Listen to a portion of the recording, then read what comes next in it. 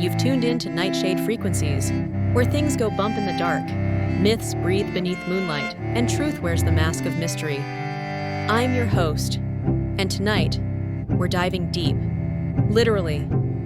Tonight's frequency?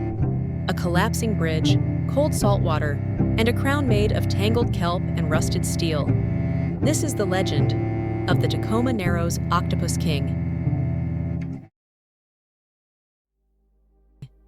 It was a cold, gray morning, November 7th, 1940. Wind hissed through Puget Sound, picking up speed like a secret about to be told. The kind of wind that flirts with trouble. And at about 11 a.m., it found it. The Tacoma Narrows Bridge, a glistening marvel of American engineering, began to twist. Not sway, but twist. The locals had nicknamed her Galloping Gertie. Endearing, right? Until you realize Gertie didn't just gallop. She danced.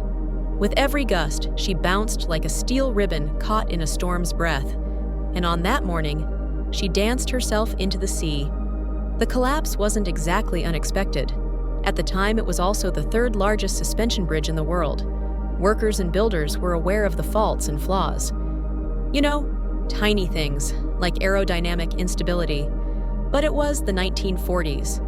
People smoked indoors and trusted bridges on a whim. However, before anything could be fixed, winds reported around 40 miles per hour that day, and the winds took Gertie to play with like a ribbon being swung through the air.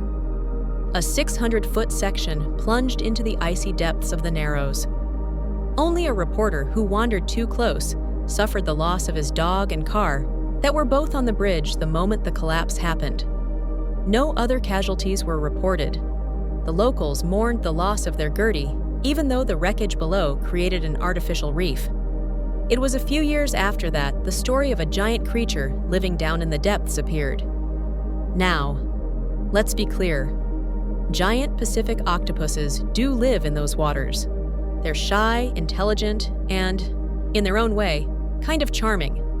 They also grow pretty big, like 100 pounds, maybe 150 on a cheat day. But the king, oh, he's reportedly 600 pounds of tentacled royalty. Locals like to believe its tentacles wrap around the man-made wreckage and supports. Weights that divers sometimes feel something brush past them in the deep. Too big, too slow, too smart. Some even say he's been seen. Just eyes, glowing like dull amber headlights in the silt. So how did this legend start? Well, the first official murmur came a few years after the collapse. A diver surfaced, shaken, claimed he'd seen something massive. Didn't stick around to measure it. Wise choice, honestly. And from there, it grew. Like all good folklore does. Retold over campfires, printed on local diner menus, painted in murals, made into adorable plushies sold at the visitors center.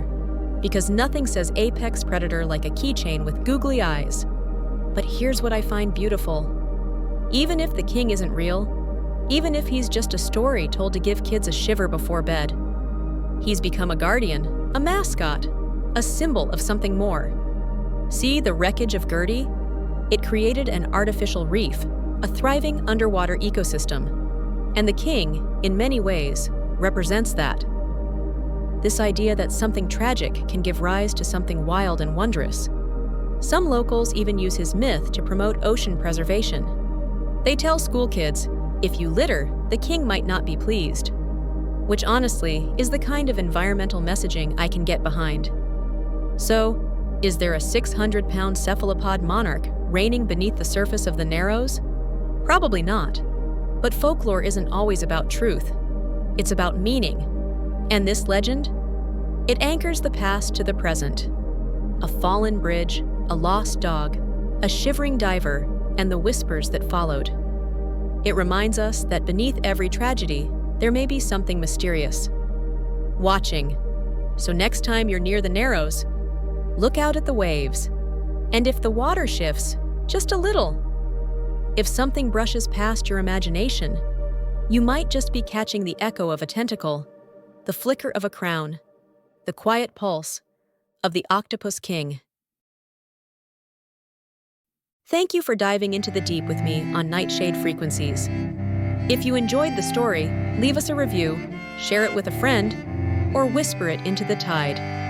Until then, stay curious, stay weird, and keep one eye on the shadows. Good night.